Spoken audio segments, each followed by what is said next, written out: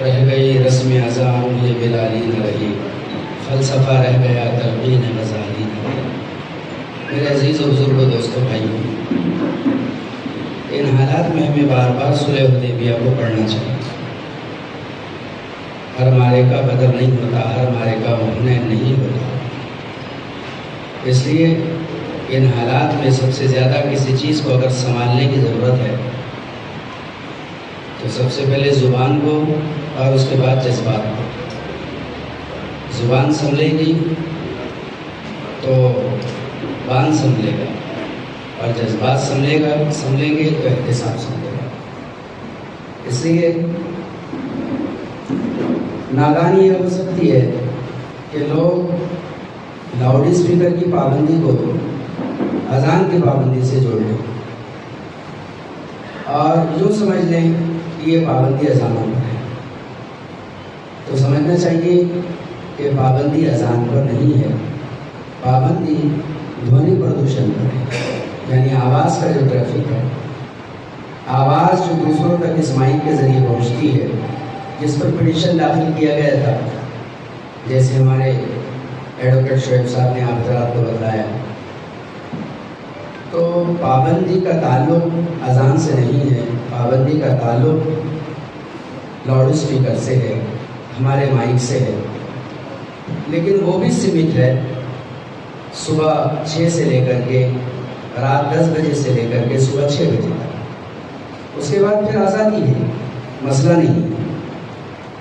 لیکن اس آزادی میں بھی تھوڑا سا کلش ہے، وہ یہ ہے کہ ہماری وہ مساجد جو ایسے بارڈرز کے اوپر بنی ہوئی ہیں جہاں غیر مسلم بھائیوں کے ایریاز ہیں، تو ہماری اپنی ذمہ داری بنتی ہے کہ ان حالات کو دیکھتے ہوئے اپنے اوپر کے جو چاڑے لگے ہوئے ہیں اس کا ساؤنڈ ذرا تھوڑا سلو کر دے، جس کی مقدار ابھی 50-45 ایڈوکیٹ صاحب نے بھی ہمارے سامنے رکھی۔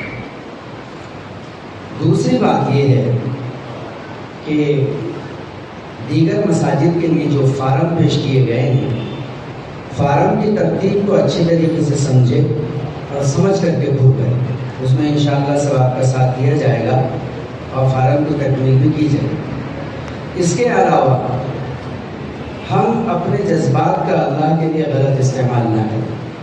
چرچے ہوں گے لوگوں میں، لوگ مسجدوں میں بھی ہڑدنگ کریں گے اور یہ کہیں گے کہ اذان ہی رہ گئی تھی کیا، اسی میں سب آ گیا کیا، ہم کیوں ایسا کر رہے ہیں، کیا ہم ناحق ہے، کیا ہم غلط ہے۔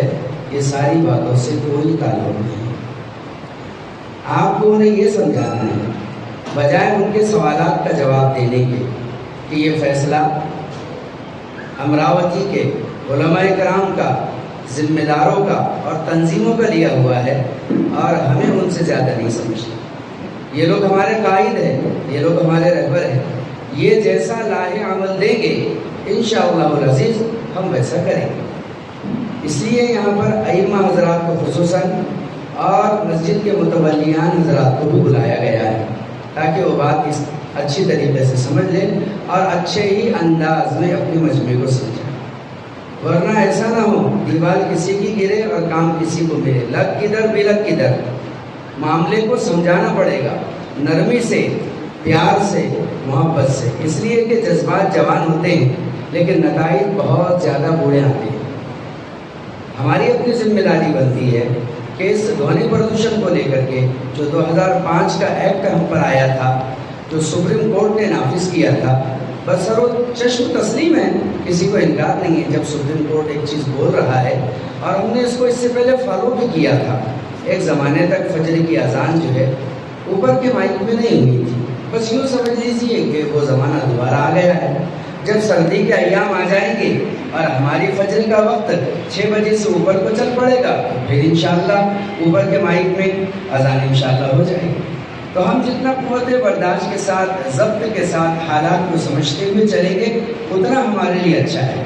جیسے مفتی صادق صاحب نے بیان کیا، بالکل صحیح بات ہے، یہ کوئی دب کر مجلس نہیں ہوئی، یہ کوئی ڈر کر مجلس نہیں ہوئی، یہ کوئی جذبات کا کھیل نہیں، یہ کوئی لڑائی کا میدان نہیں، یہ کوئی تیری میری کا مسئلہ نہیں، یہ کوئی ایمانی سلطانی آفت نہیں ہے کہ ہم اس کو بہت زیادہ پریشانی کے زمرے میں لیں۔ بالکل صحیح بات ہے۔ اس لیے ہم اس معاملے کو جو لیں وہ ایک قانونی نظریے سے لے، ہم ہندوستان کے رہواسی ہیں اور ہندوستان میں ہمارا مہاراشٹر سب سے خوبصورت گلدستہ ہے۔ یہاں کی بنی ہوئی سرکار کو آپ دیکھ لیجئے، یہاں کے آپ پرشاسن کو آپ دیکھ لیجئے۔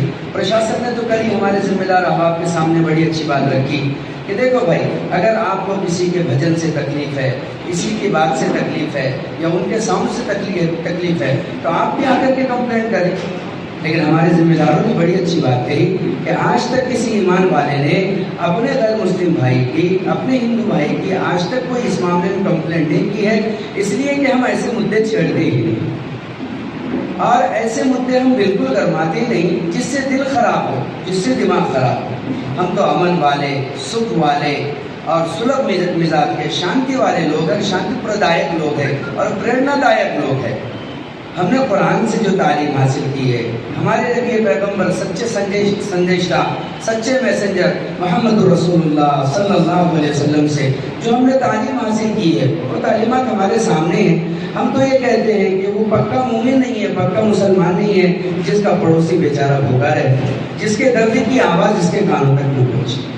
ہمارے پاس تو بہت سلجھی ہوئی شیشائیں ہیں، بہت سلجھی ہوئی تعلیمیں ہیں، اور آپ نے دیکھا ہوگا کہ ہر معاملے میں جہاں بھی پرشاسن نے یا ایڈمنسٹریشن نے کوآپریٹ مانگا ہے، اللہ کا فضل ہے، کیا ہمارے وکیلوں کی ٹیم، کیا ہمارے ڈاکٹرز کی ٹیم، کیا ہماری ہیلپ لائنز، کیا ہماری تنظیمیں، کیا ہماری تحریکیں اور کیا ہمارے علماء اور کیا ہمارے ذمہ دار اور کیا ہمارے قوم کے مالدار ہر ایک آگے آئے ہیں اور آ کر کے کوآپریٹ کیا ہے، جیسے پچھلے زمانے میں کوآپریٹ ہوا ہے۔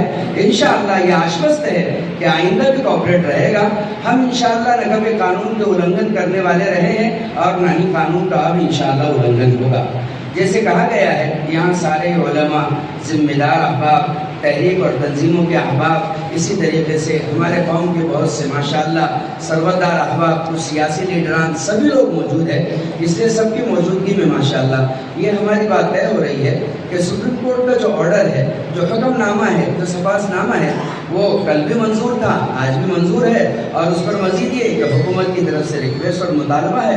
تو انشاءاللہ صبح فجر کی جو اذان ہے وہ انشاءاللہ اوپر کے مائک میں نہیں ہوگی جب تک کہ 6 بجے ہم کراس نہیں کرتے۔ قانون کے اعتبار سے 10 سے لے کر 6 تک انشاءاللہ ہم اس کی پابندی کریں گے اور لوگوں کو بھی اس کو بڑے ہی سلبھ اور بڑے ہی اچھے انداز میں سمجھائیں گے، کریں گے بزرگ انشاءاللہ۔